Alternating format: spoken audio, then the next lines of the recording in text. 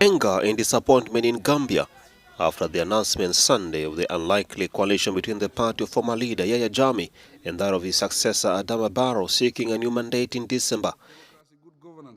Human rights defenders see this as a betrayal to the victims of Yahya Jammeh's 20 years rule, a sentiment shared by Hamid Adiamo, editor-in-chief of the New Day newspaper in Gambia. Do not forget that this is a party that decided at that time and held the position that Barrow will not be president of the Gambia. This was a party that held the position that the Gambia will not move forward from that era of tyranny under Yahya Jammeh. And this was a party that actually brought the country to its knees, and it was ready, if it had the opportunity, to burn the country down, just to keep Yahya Jammeh in position. So it's understandable that people feel betrayed that the president will just 5 years later try to get into bed with this same political party. So that's the issue. That in terms of the feelings of the people, they feel that the president has given them a middle finger. The agreement stipulates that Jammeh's APRC party will be part of Adama Barrow's next government. The party spokesperson also hinted at the return of his former leader.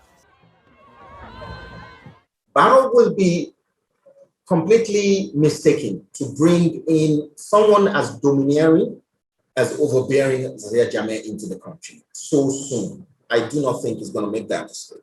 Secondly, the members of the APRC, they themselves do not want Yahya Jammeh back in the country.